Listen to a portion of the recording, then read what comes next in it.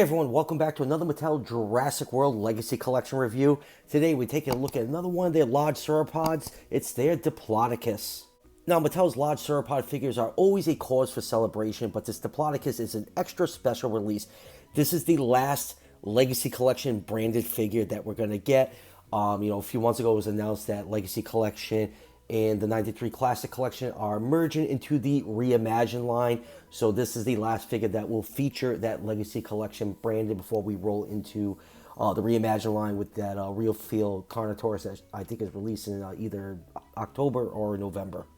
Now, in the pre-order this figure months and months ago on Target's website, retails for I think $64.99. I'll leave a link down below in the description if you want to pick this figure up for yourself. And let's take a quick look at the packaging. The front of the box features this absolutely beautiful artwork with a couple nice paintings of the Diplodocus. And right here we actually have the figure photoshopped into the background. And just look how big this big boy is, 56 inches. Absolutely love that Mattel does Jurassic style sauropod figures in this scale.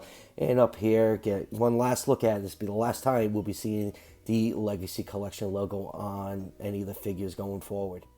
And on the bottom of the box, we get the quick assembly instructions for the Diplodocus. It comes in 6 separate pieces, and you have to commend Mattel for how large of a figure they cram in these, average size boxes. So yeah, they definitely make use of all the space available. So enough about the packaging. Let's crack open this figure and take a closer look. And here's the Diplodocus out of the packaging and fully assembled. And just like all their sauropod figures, this thing is absolutely massive. They're absolute shelf destroyers. I only have a couple of their sauropods on display because they take up so much room, and a lot of them end up in the basement. But this one's definitely going to end up in the collection room because I really, really like this figure. Now, the Diplodocus did show up in Fallen Kingdom. It's in a blink and you'll miss it moment when Claire visits Lockwood Manor. It's one of the statues in the background. The statues are 2 babies. In the back there's a painted picture with some of the adults. So technically this is a canon dinosaur. And now for some measurements. This figure is, I love their sauropods, but they are an absolute pain to review. This thing is much longer than my review table. The tail is actually going back, past the camera behind my bureau. So this figure from the tip of the tail to the tip of the snout, like the box said, is 56 inches long, or just over 142 centimeters. And if we raise the head all the way up, and obviously you can't see that on camera because this thing's so stupid big, it's about 20 inches tall to the top of the head, or 51 centimeters. So Diplodocus in real life, Diplodocus carnegie, that's the species I'm using to base the size estimate on, is between 79 to 85 feet long, or 24 to 26 meters. So I put this figure somewhere in the 117 to the 118 scale range. So it's going to scale perfectly with the most of the Jurassic World dinosaurs. Now taking a look at some of the finer details on this figure. Let's start with the head sculpt. That's a pretty decent Diplodocus head sculpt, for Jurassic World standards. Has that long, low-looking snout. The nostrils are sculpted at the front of the snout, which is correct. Eyes are painted yellow with a black pupil. The head is cast in a dark brown, and you have these nice white stripes along the side of the head. Lower jaw is cast in white plastic and opening up the mouth. All the teeth are nicely painted inside, and you have the tongue and gum tissue colored in pink plastic. Going down to the neck. Neck transitions to that dark brown to that light brown. You have a row of spikes all the way along the neck, back, and tail, which is technically correct for the species because I think it was a Catidocus, which is related to Diplodocus. They actually found these large spikes preserved along the back, and that was made famous in Walking with Dinosaurs. And then going down to the base of the neck, you have that nice white striping mixing with that light brown, and you do have the speckling of dark brown paint all over the body, add more definition to it. It's a very nicely painted figure. Mattel doesn't go all out painting these figures, but the paint apps on this are spread out, and it really makes the figure look pretty much complete. And then going down to the massive body of all large osteoderms spread throughout. Front legs, incorrect. It has, all the toe claws sculpted in. It should only have the thumb claw exposed, but this is Jurassic World, so accuracy is thrown out the window. The toe claws on the front and hind feet are not painted in. I kind of wish they would, especially when I'm spending $65 on a figure, so that's a little bit of a knock on this. And then going down to the back, right above the hips, there's a notch to lift up. There's the DNA code for those who want to scan this into the fax app. And then going down to the massively long tail, we have more of that white striping going all the way down. The Diplodocus is a very long and lean looking sauropod, and I think this figure perfectly captures that. Moving on with articulation, mouth can open up that wide and close completely flush, and there is a ball joint for the head, so you can go side to side and up and down. Midpoint of the neck has rotation for whatever reason. Then at the base of the neck, you do get this big hinge joint that allows the neck to raise all the way up. Let's zoom out and take a quick look at that. And it also allows the neck to go down pretty far that the Diplodocus's head can touch the ground.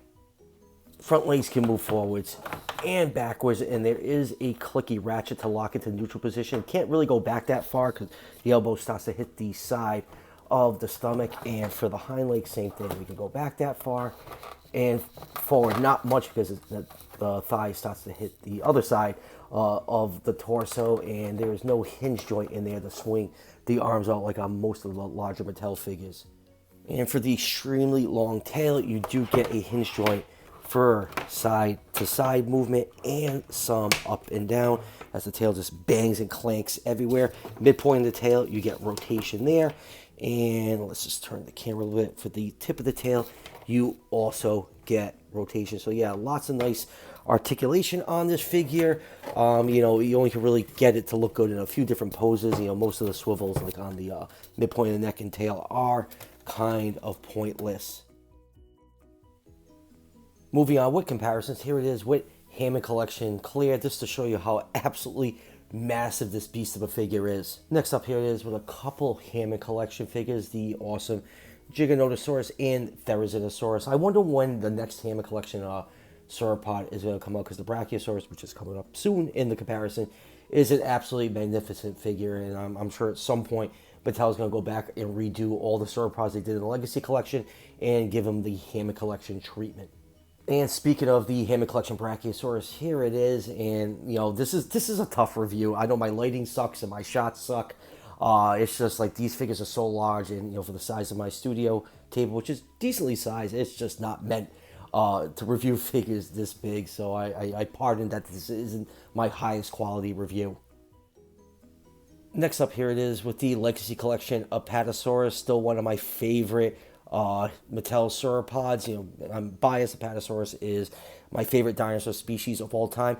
I'd love to do a comparison with the Mementosaurus, but I just don't want to take apart my whole Lost World shelf just to get it out for this review, because it was a pain in the butt to get it on that middle shelf.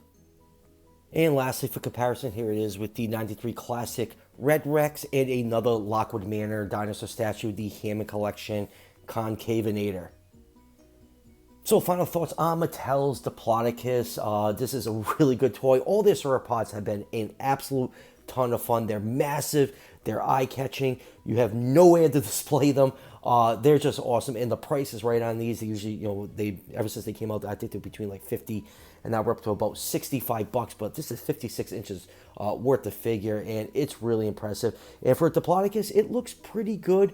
It only appeared in Fallen Kingdom as a statue in the background, but it's cool that we're getting such a large variety of sauropods from Mattel. They're one of my favorite groups of dinosaurs, so I'm never ever going to complain about large figures like this, and I have no complaints about it, other than I just wish the toe claws were painted in, but that's a complaint for almost every mainline Mattel figure. So like I said, beginner review, link is down below in the description to Target if you want to order this figure for yourself. So that will do it for the review. Right now I'm caught up, just waiting for more of the Beast of the Mesozoic figures to ship so I can review those, and there's a couple other Mattel things I'm looking for, so stay tuned for those reviews. And as always, if you're enjoying the content on this channel, show your support by hitting that subscription button just below the video. Each subscription helps out the channel tremendously, and it's greatly appreciated. I'll see you guys for the next one.